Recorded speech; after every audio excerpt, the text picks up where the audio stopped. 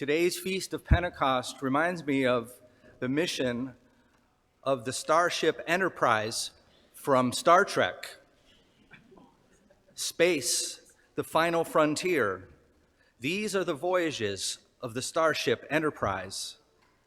Its 5-year mission: to explore new worlds, to seek out new civilizations, to boldly go where no man has gone before. This mission statement, my brothers and sisters, is about being bold, being adventurous, curiosity, endless learning, and unlimited potential. It's about setting the bar high and taking life itself to the next level. There is nothing boring, stagnant, or status quo about this mission. My brothers and sisters, today's Feast of Pentecost is inviting us to an even greater mission and enterprise. For Pentecost is the beginning of the final frontier for the disciples in the first century, and it was long in coming. The disciples, as we know, went through a long internship with Jesus. They were with him for 3 years, learning, watching. They lived with him, they ate with him, they witnessed countless miracles, and lived through his passion, death, and resurrection. They even experienced him after the resurrection until they saw him physically rise into the air before their eyes on the day of the ascension. And guess what? Even all of that was not enough. Was not enough for them to proclaim the good news, for them to actually go out into the world and speak about him publicly. Even all of that. And so, even after all of this, they are still paralyzed by doubts and fears. And they are holed up in a house right after the resurrection, with the doors locked, the windows closed, trembling with fear, fear of proclamation, fear about persecution. And so we might ask ourselves, what was missing? What was missing? Of course, what was missing was the Holy Spirit. What was missing was Pentecost. In the gospel, we see this very clearly. They're holed up in the house, trembling with fear, and suddenly Jesus literally goes through the wall, the risen Lord, and appears to them. He shows them his wounds. He speaks to them. He says, "Peace be with you. As the Father has sent me, so I am sending you." And then he breathed the Holy Spirit upon them and said, "Receive the Holy Spirit."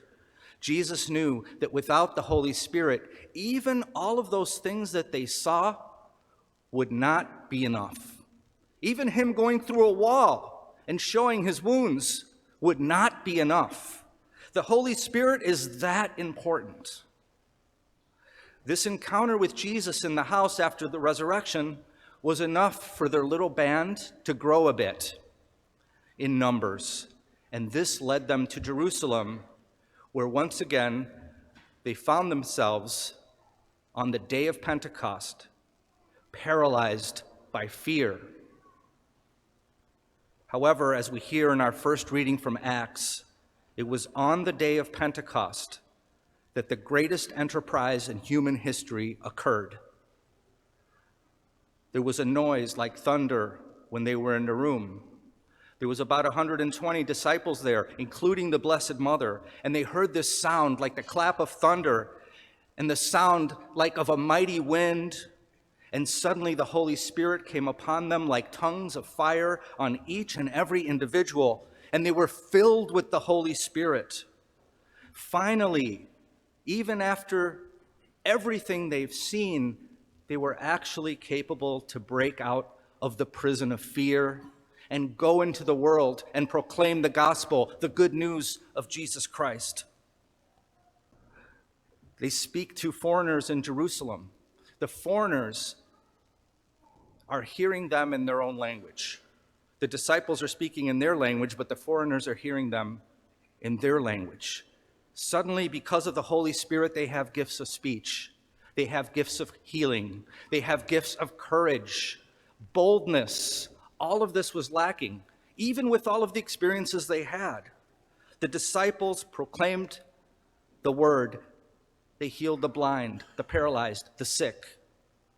In short, the disciples had gone for the first time where no man has ever gone before.